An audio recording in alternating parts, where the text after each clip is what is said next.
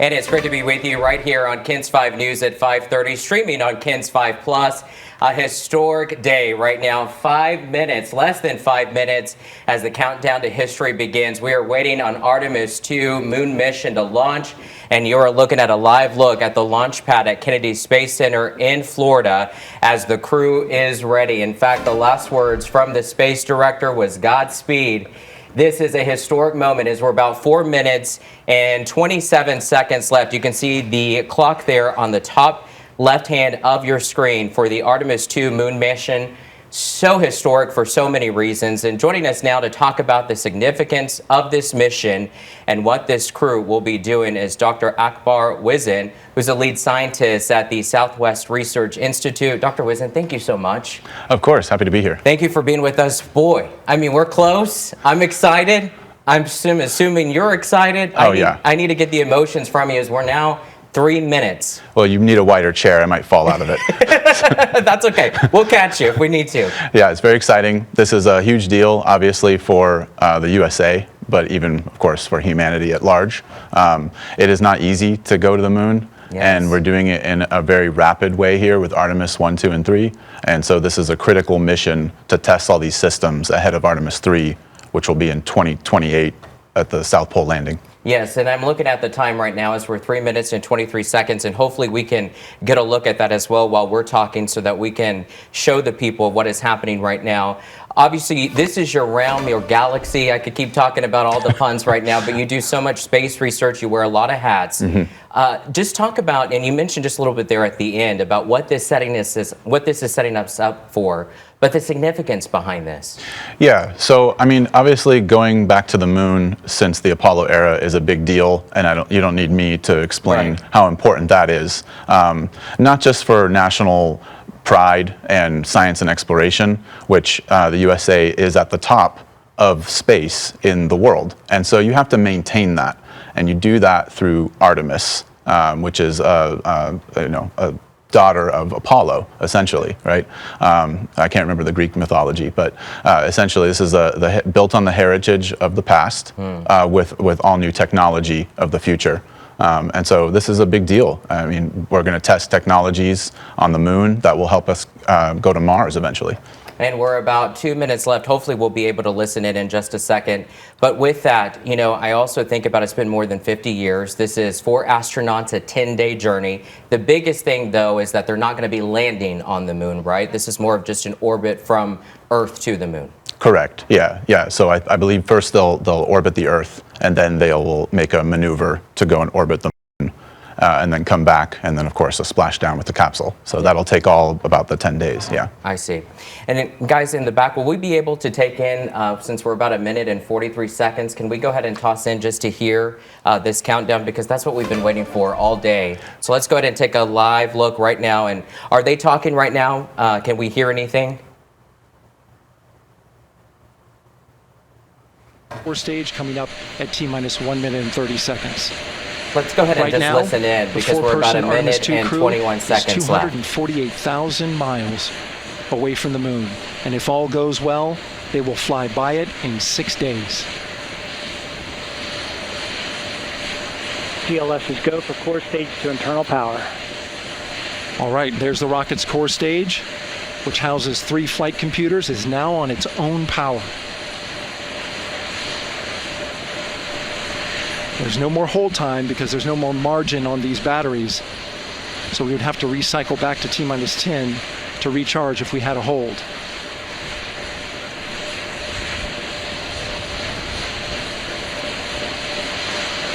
One minute. Right now, the rocket does not know what the T0 is, but coming up at T-minus 33 seconds, control shifts from the ground launch sequencer to the rocket's onboard autonomous launch sequencer, or ALS. The rocket will count itself down, but honor any holds that could come from the ground. Now, shortly after liftoff, Houston will take control of the rocket, and my colleague Gary Jordan will take over commentary. GLS is go for ALS. Great call out. The rocket is on its own. 4 brave explorers ready to ride the most powerful rocket. RS-25 engines lit. 4, 3, 2, 1. Booster ignition. And liftoff. The crew of Artemis II now bound for the moon. Humanity's next great voyage begins. Good roll pitch. Roger, roll pitch. Houston now controlling the flight of Integrity on the Artemis II mission around the moon. It's crazy to think that there are people at the tip of that little thing. Integrity, AMT high. AMT high. On time passing 30 seconds into the flights. Integrity passes the alternate MECO. Target milestone. Mission Control Houston seeing good performance on the four main engines. Space Launch System core stage. Integrity, 3 miles in altitude. Traveling more than 1,200 miles per hour. And there it is, folks. I mean, truly priceless to witness that with you. Dr. Whizin, our expert in the studio, thank you so much again for being with us. For those that are just joining us, we just saw at their launch, Artemis II beginning its historic journey to the moon, 10 days for astronauts in there. What were you saying what was that like, just to take that all in? Oh, I was just sort of admiring the scene here. I'm not sure if we're past max Q yet in terms of the vibration on the spacecraft, but everything looks good to me. As I'm not a rocket scientist, right? Admittedly, but yeah, I was just saying that it is amazing to think that you're watching this, and then at the very, very top, there's actually astronauts. There's actually people up there. Yes. We watch rockets go, SpaceX and things go every day, satellites, and they're landing, and it's all really impressive. But when there are people aboard, it kind of makes you a little bit more emotional. Well, it does, and it's, we've got 3 Americans and a Canadian there on board, and I think, the purpose of that was just what we were talking about right before we saw the liftoff here. But what's important, I think, that you were mentioning is the challenges, though. I mean, this is no easy task, and so they have to make sure that everything is just perfect. All the I's are dotted, the T's are crossed before they do this, because there is such a great risk with this. Right. And of course, this is the precursor mission to the landing, which is Artemis III at the lunar South Pole. So 2028, right? Right, yeah, right. That's what they're shooting for. This mission here is to test a lot of the other systems related to the launch and the capsule. What's missing, of course, is the human lander system, which they will dock with and go down to the lunar surface. And that's exactly to that point, that's what they're doing here in order to prepare for that, right? And so within these 10 days, I understand they're going to be taking videos, photos, things like that? Right, yeah, so they're going to be sort of observing as they go around the far side of the moon, and they're going to have special high-resolution cameras, handheld, and they're going to be observing some craters and other features like that on the moon, which is, to say that basically doing some large-scale geological kind of observations. And so what we're doing here at Southwest Research, SWRI, we help out with a lot of the space missions and instruments, as well as making maps on the moon. We have the ultraviolet camera aboard the Lunar Reconnaissance Orbiter, called LRO. So that's the satellite in orbit around the moon. It's been there since '09, and that's our main asset. Ours meaning America, NASA. But what we're doing is we're creating ultraviolet maps, SWRI, and those are useful for looking at water that could be in the permanently shadowed regions at the pole. So there are these deep craters, and sunlight actually never gets down there. And so that's where water ice forms or collects. So our instrument can see in the dark, so to speak. What we do is we wait until the other part of the moon's orbit. When that part is in total darkness, we switch modes, and we actually use starlight, basically, from space. It's very dim glow.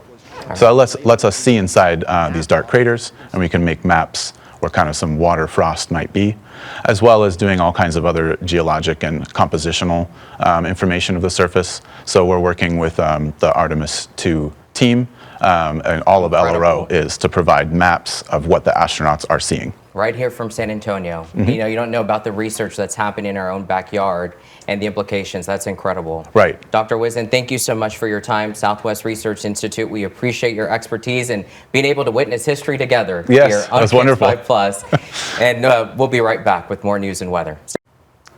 Welcome back to KENS 5 News at 5:30. Joining me now again is Dr. Akbar Whizin, a lead scientist, research scientist at the Southwest Research Institute. And we were just talking about some of the incredible work that you all are doing right now. So let's continue with that because you're no stranger here with working with NASA and kind of this exploration in space. And you were talking about, though, the equipment that you have up there on the moon that's really interesting. And what you were talking about is the data that it collects. So how often are you receiving that data? I'm just curious. Oh, okay. Yeah. So on the spacecraft side, of course, it's doing observations. It orbits the moon. So it's collecting orbit tracks as it goes around. That's continuous. But there are multiple instruments, right? There's our ultraviolet instrument, but there's also an infrared and a radar and some other ones, neutrons and other things. So those are all collecting data whenever they have the opportunity to. Some of them are more like specific. Some of them are just kind of like all the time.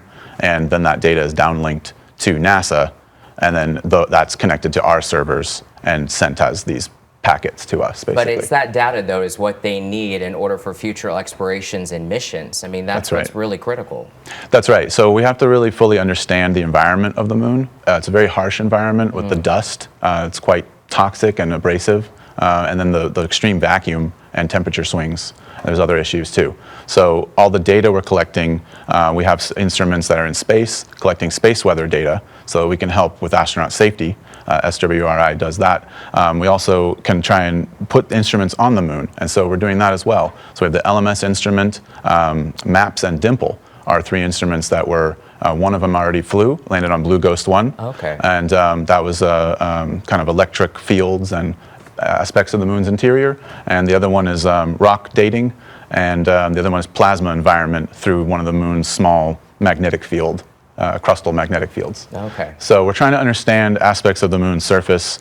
Now, we really have to land a lot more instruments like mass spectrometers and other kinds of sample in situ instruments so that we can really help determine what samples the astronauts need to bring back. I see. Where there is the interesting science. And then, of course, you have exploration. So that means things like making a hardier wheel rover that, if you saw the Mars picture, the wheel is like totally destroyed after years on Mars. Right. So the dirt on these worlds actually shreds your equipment. So we need to, ruggedize our equipment as well as gather key data that will be useful in the future if you wanted to mine water or other resources. And the NASA administrator has now set forth a plan to put a moon base within 10 years. Wow. So that's a big deal. That and is. so we're going to need to do a whole lot of characterization and build out of that. The work continues. And obviously the reason why we have you folks are joining us, Artemis II, a successful launch, one that we've been waiting for quite some time. There were some pushbacks, and finally we waited for this day. A couple of hiccups at the beginning. I know, but we did it, right? And we saw it here live on the air at KENS 5 Plus. But we've just got 30 seconds left just to wrap this up, Dr. Whizin. Again, just for today, I mean, just kind of the feeling. I know it's kind of a pinch me moment, but really historic in so many reasons. Oh yeah, and this is why I got into this field, is because as a young boy looking up to the stars, you see things like this, and obviously sci-fi and movies and TV helps, but it's really NASA. It's America's #1 brand, I would say. I was just in Europe, and there was tons of people just wearing NASA gear, and they were not American. So I think that we need to remember that it's about inspiring the next generation. That's what exactly it's about. Dr. Whizin, thank you so much. Lead scientist at the Southwest Research Institute. We appreciate your expertise and your time, sir. Thank you so much.